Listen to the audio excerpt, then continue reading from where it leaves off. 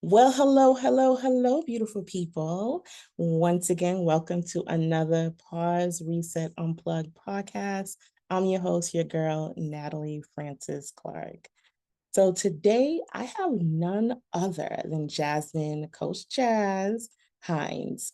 She is the founder of Inspower Agency, where she helps leaders, creatives, and change makers lead with clarity, courage, and care.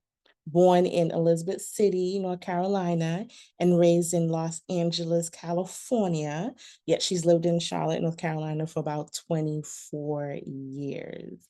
And I'm not even going to say anything further. We're just going to get right into it. She is actually one of my favorite yoga instructors, only from, well, you have to experience her to understand what I'm saying, right? So without any further, let's get into it. I'm going to introduce, hello, Coach Jazz.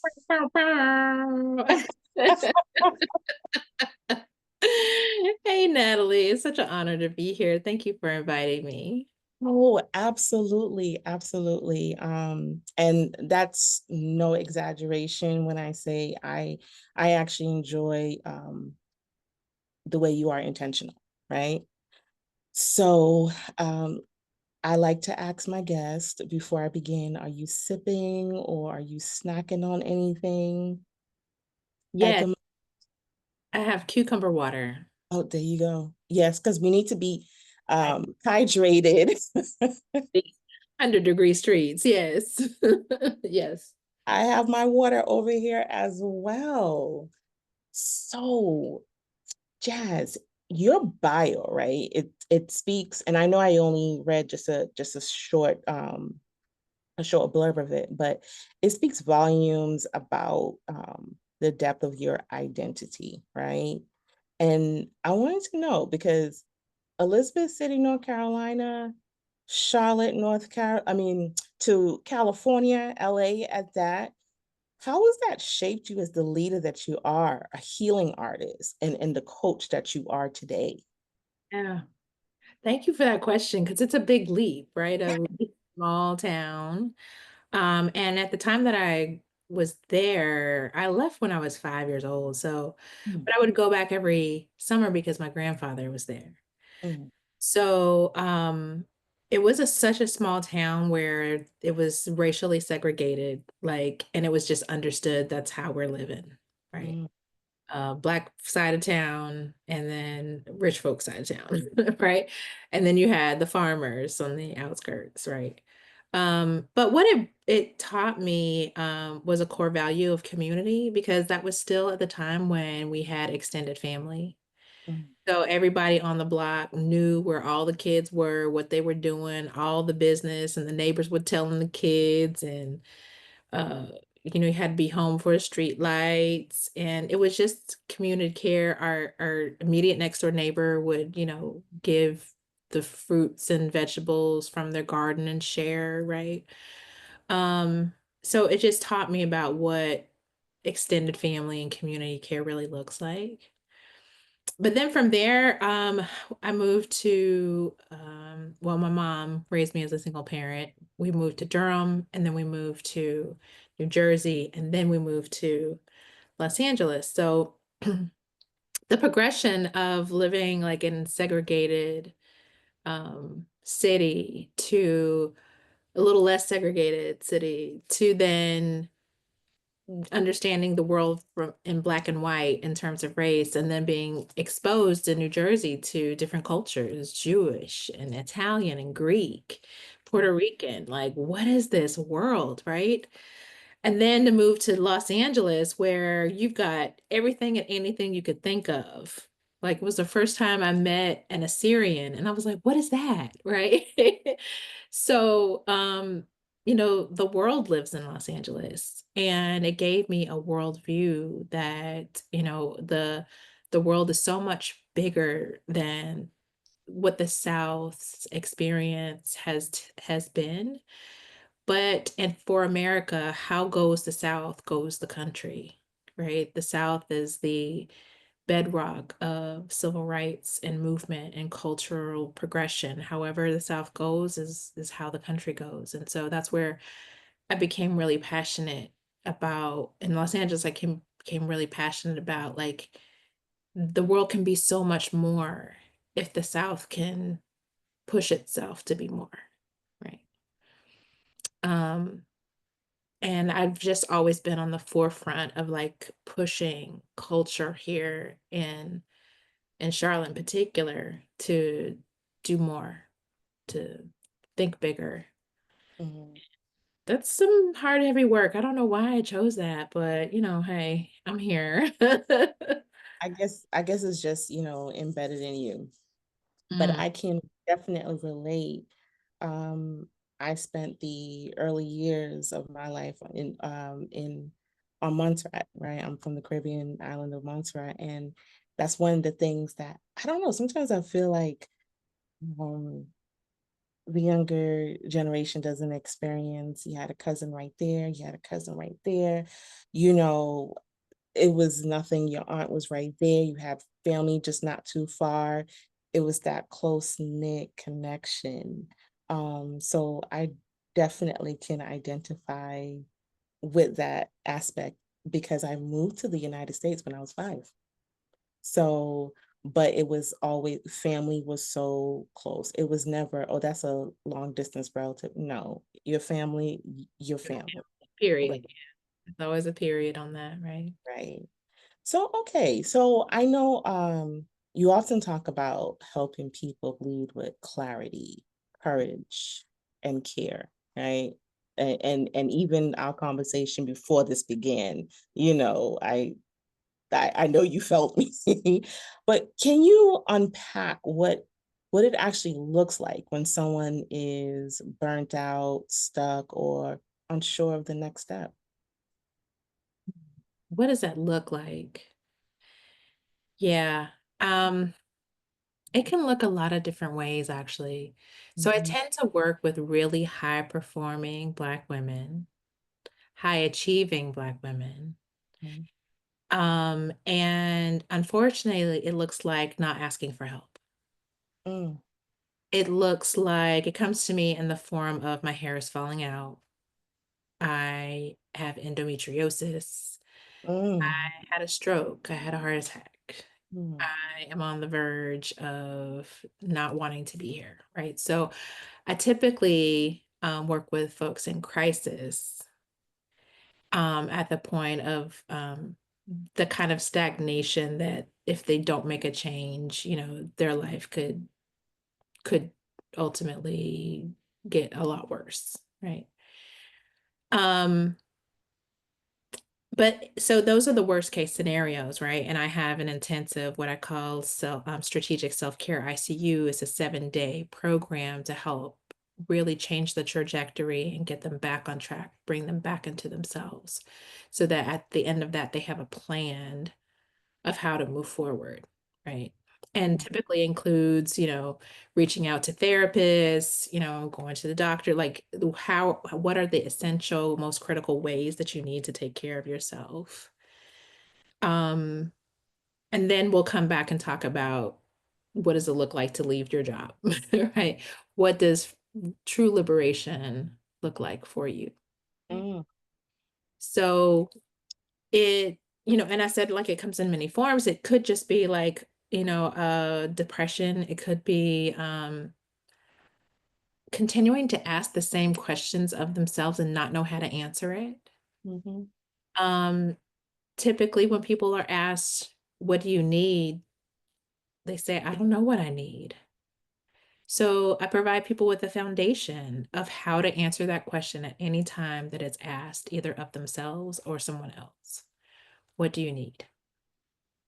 Um, So that's I hope that answers the question of what it can look like. I don't want to scare people that it's always looking like that. I just happen to be someone that attracts um, really tough cases of folks that are in crisis. And unfortunately, a lot of us mask it all too well. Oh, we're so good at masking it. too well, too well. Yeah. I'm a living witness of that. Um, but how did you because how did you decide to just start something like this? How did you know this is the space that I need to I need to be in? Like how did you make that leap to leave, basically corporate and then no, this is something that I need to do because I know this can be challenging. Yeah, I mean, it took decades, honestly.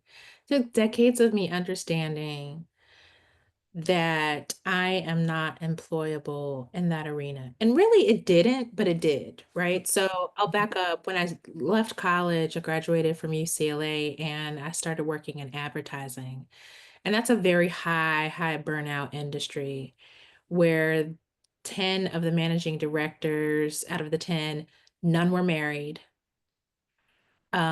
I think only one had a kid, divorced, and they were married to their work.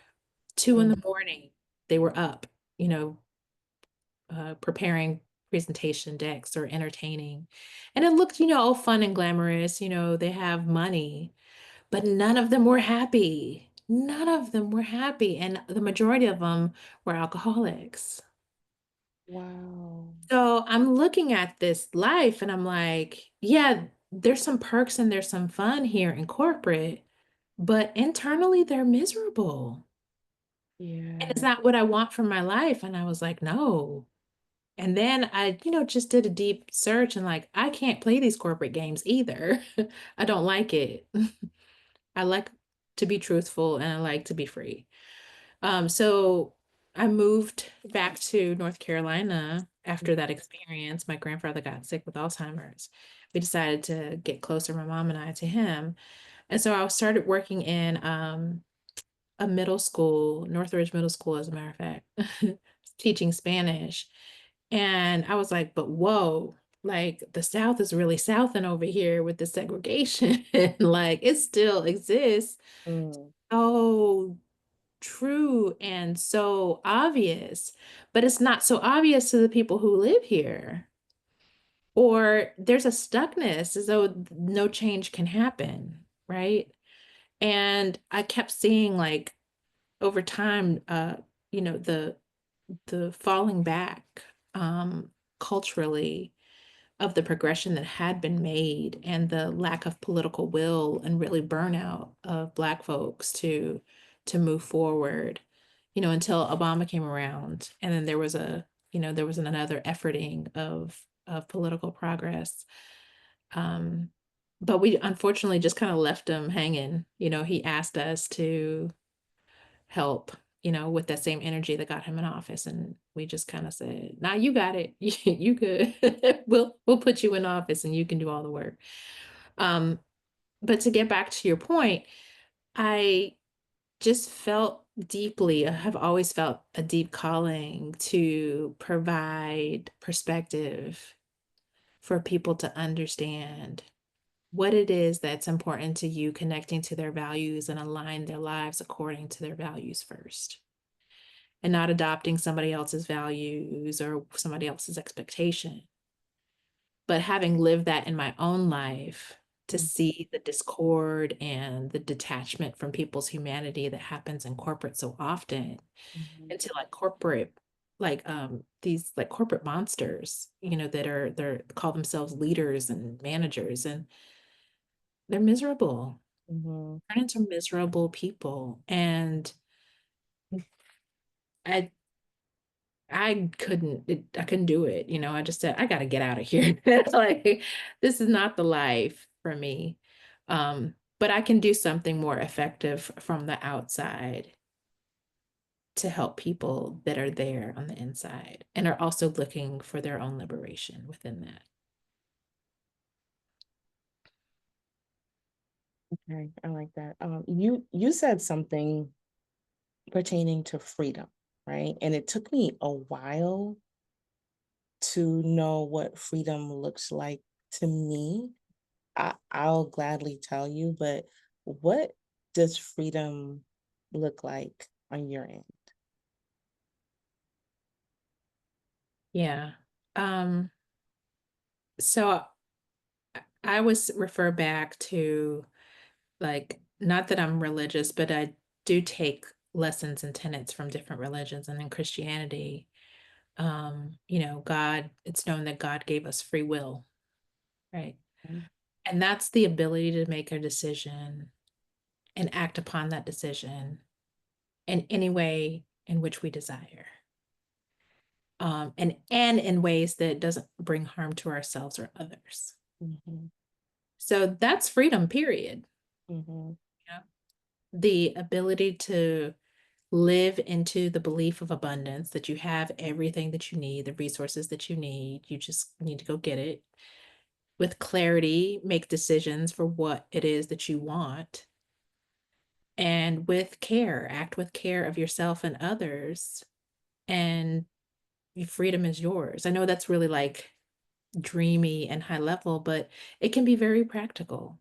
mhm, So freedom can be expressed in being out in nature. mhm, Like, if you wanna do a cartwheel, you have the freedom to do that, Or, if you, decide to leave your job, you have the freedom to say, "No, and I'm going in a different direction." mhm, But, what freedom is not is suppressing who you are for someone else's comfort. mhm. So for me, and I didn't get it. My mother, she always said for her, especially in the later part of her years, peace Mhm. Mhm. was her freedom. And a lot of times she made decisions, when I was younger, and I'm like, why are you leaving that job that pay you, and to work somewhere that doesn't pay you that much? And as I got older, I understood that feeling of peace. And once you experience it, it's hard. Yeah. What does peace feel like to you? Um, Peace, I mean, it's not saying that life is not gonna happen, but it's that thing. I don't feel triggered. Mhm. Um, when I feel triggered or I have to suppress, my voice, or there's that churning that's like, I can't, I don't want to be here. I don't want to do this. And it doesn't even have to be pertaining to a job, but it's just a feeling everything's going to be okay. Everything's going to be okay. And once you get that feeling, to feel something different is hard. So freedom to me is peace. Um, however, however peace feels for me at that time. But yeah, I would chalk it up to it's that peaceful feeling. So Mhm. so now, the real reason I know I told you I was going to bring you on here because you're hosting a mid-morning movement pop-up this Saturday, on June 28th, right? So tell us all about it, and what can people expect, and why is movement such an essential part of healing and empowerment? Mm. Yeah. So first of all, I just want to thank you for sponsoring the last mid-morning movement at the Longhouse on June 14th. Um, because you did that, because you took the actions to do that, it helped me like connect for myself that people really want this. Mm, People understand the impact that being quiet and connecting with their minds and their bodies and their breath can have on them, right? And not that I hadn't heard it before, but it just compelled me to create more offering, especially in light of the acceleration of the global world, mm, right? I had been offering um, uh, had made offerings for movement and stillness. But it was something about making it financially accessible, but also in a space where we get to be outside and enjoy nature. Mm, And so the folks that did attend your event, our event, they were like, "Man, I needed this, and this is such a great time." And I was like, "Okay, I'm gonna tap into that. mm, A great time, and they needed it. Let's try it somewhere else. Let's be at the park outside." mhm, So that's what's happening this Saturday at 10 a.m. We're gonna be at Reedy Creek Park. And so it's $10 to register through my website, 15 when you get there. And my events are never a burden financially. If you can't afford it, just let me know and we'll work something out, right? But then at the yoga studio that I typically practice at, Pranayama House Healing Center on Central Avenue, I kept seeing that there were some spots open for guest teachers, and it just clicked for me. I'm like, oh, because I'm have a practice of listening, of deep listening. And what came up for me was spirit saying, "Hey, you need to go ahead and grab that guest teacher spot." And so I did. So now I do hold a regular class at Pranayama House, and it's at 9:30 on Tuesday. But I might pick up another like an evening class for folks who can't get there on Tuesday at 9:30. So yeah, just presencing myself in the middle of community, creating the community, because more than anything, if we can't take care of each other, we won't have a world, period, right? We have to learn how to take care of each other in times of high stress and high grief and hardship, to experience joy and to connect with our own humanity. mhm. So, of course, we all know there comes times when we all have to pause and reset, of course, right? In the work that you do, how do you personally recognize your triggers and what do you do to intentionally practice self-care? Mm. Yeah, For yeah. Coach Jazz, how does Yeah, Coach Coach Jed, take care of herself, right? Well, I definitely have practiced for the last 7 years, strategic self-care that I learned from Anana Harris Paris in her book, A Revolutionary's Approach to Self-Care. Excuse me, Self-Care Matters, A Revolutionary's Approach.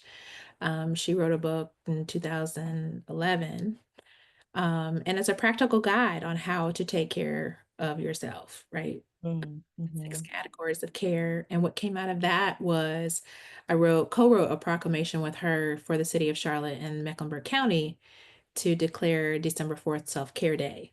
So we actually have that on the books. We do. what date? What date? December 4th, every December 4th. That's Oh, so. So the categories of care are spiritual, emotional, artistic, economic, meaning time, money, and energy, physical, educational, and social. And so I have a deep practice of when I am physiologically, it usually happens that I'm physiologically triggered, like my heart starts to race, my breath becomes uneven, um, my shoulders tend to tense up, up to my ears. Like I have a practice of knowing what my body feels like when I'm triggered. My throat kind of gets caught up, like I can't catch my words to speak. Or I need to pause and not say something, right? Those are signs that, hey, it's an alert, there's an unmet need in this moment. And mhm, the next question I ask is, okay, well, what do I need?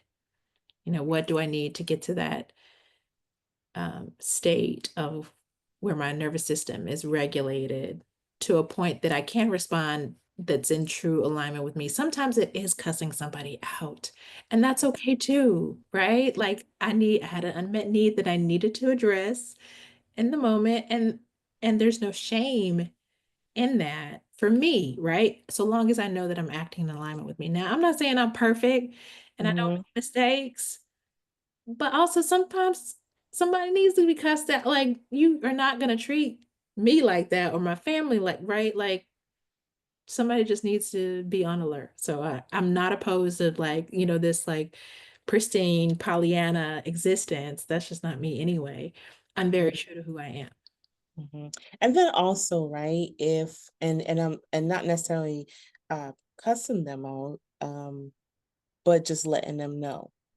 Right. And when I say you're gonna cut No, some, no, no, no, I know, but just for the audience out there, because okay, um, you yeah, know, and this is how boundaries are created. that's right. That's right. Right. 'Cause You have to teach people how to treat you, and you do it by the means which align with your values. get louder for the Yeah. so okay, so you created Inspower agency. Right, and am I saying that right? Because I wanna say Inspower, is it ins Power. Yeah, it's right. It's a combination of inspire and empower. Yeah. okay. So you created that for, like, a space for transformation.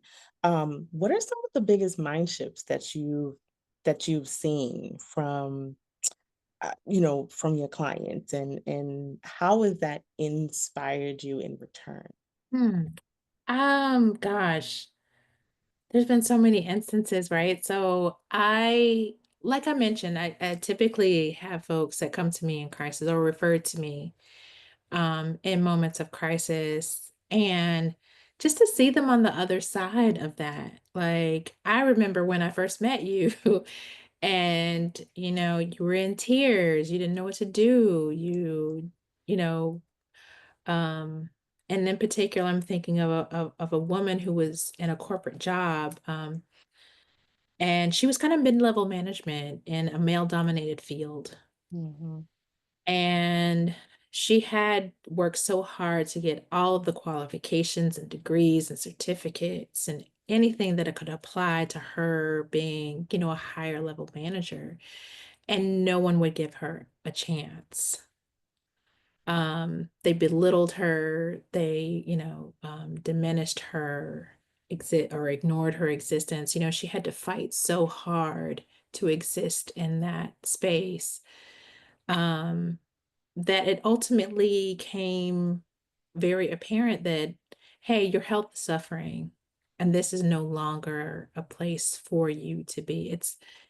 It's not that the work is not aligned with what you're capable of. It's that the cultural environment is eating away at your soul. mhm, You're going to have to make different decisions. And so coaching her through that acceptance, I think the hardest thing for people is accepting that they have to be the one to change because nothing will change unless you do. Coaching her through that, she's now one of the highest um, ranking, C-suite level people at, I'm trying to keep her anonymity, right? Like at mhm, mhm, mhm. a huge corporation here, and has built one of the tallest buildings like in the country. So, she's got a lot of recognition now that match the climb and the work that she always had in her work ethic. So, like, to just remember those moments and be able to share. And so I looked her up and just had coffee with her, and we both just cried for tears of Mm, joy, mhm. for the journey that she was able to traverse, um, because I was accessible to her, but also because she believed in herself. Awesome, awesome. So, Jazz, for our listeners who are out there and they're ready to stop surviving, and they want to start designing a life rooted in joy or peace, self-trust, right? Because sometimes we don't trust ourselves and we don't push ourselves to go out there. And sometimes I'm guilty, I won't even lie. Um, an impact. What's the first small step or meaningful step that they can take today? Mm. Well, I in general, I would invite the question, are the stories that you're telling yourself true? Mm, What evidence do you have that the stories you're telling yourself about why you can't do XYZ, do you have evidence of that? And then if the answer is no, well, what evidence do you have that tells you that whatever it is you put your mind to, you put your energy into and your belief into, what evidence do you have in your life that shows you that you can? And then based on that, start telling yourself a different story. mm, mm, Because one thing I know to be true, mhm, we live inside the imagination of someone else who created the laws of the land, the vision for this country. They just made it up. It's not based on anything, but just something they made up and they believed. And then they mm, got others to believe into it. So if that's something I truly believe that exists. So if that's true, then that means that I get to make up the life that I want and I get to believe what it is that I want for myself. So it starts with what is the story that you're telling yourself and aligned with your beliefs and aligned with your values that you're willing to put the work and action behind supporting and moving in that direction. I love it. I love it. So, for those who are listening and they want to come to this pop up, right? Or they want to, um, or they want to connect with you, to work with you, right? How can they reach out to you? Yeah. So they can go to my website. It's yoga.inspoweragency.org. And Inspower is spelled Inspower and then agency. So yoga.inspoweragency.org. They can also reach out to me on Instagram. It's Inspower Agency on Instagram. And then my email address is jasmine@theinspoweragency.com. So those are the ways that people can reach me. Great, great, great. So before we go, is there anything else that you'd like to share? I just want to encourage you to continue to strive in the ways that you do and inspire so many hundreds of people that you inspire, thousands of people that you inspire. And we don't often see the ripple effect of our work, but know that that exists, that everyone that you touch, they get touched and then they touch someone else, right? So it has this current right behind me, right, of rippling out into the world. And I just want to encourage you to keep your head up, keep your faith going, and know that the work you're doing is powerful and effective. And I thank you. And I thank you for inspiring me. Thank you. Thank you. Thank you. Jazz, love you. I will definitely be getting my $10 ticket for Saturday. Um, 10 o'clock is great. It's before what, 100 degrees hits. That's right. That's right. So once again, I want Where we're to, going to be in shaded areas. So we're, oh, yeah. there you go. Yeah. Once again, I want to thank you so much for agreeing. This was last minute and it's really, I saw the pop up. I said, I need to let people know about this. Um, so I want to thank you once again. Thank you for being your beautiful self and for sharing yourself with us. Anytime. Anytime. Thank you for your support. No problem. And if you are out there and you would like to be a guest on Pause Reset Unplugged, you can reach out to me at pauseresetbrunch@gmail.com or feel free to visit my site, naturalandting.com. I nearly forgot what it was. Naturalandting.com or hit me up on Instagram. And that's Natural and Ting LLC.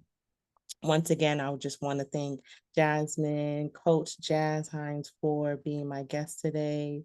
And if you are out there, enjoy what you do. You only have one life. Your insightful questions. They were such good questions. Thank you. All right, everyone, have a good one.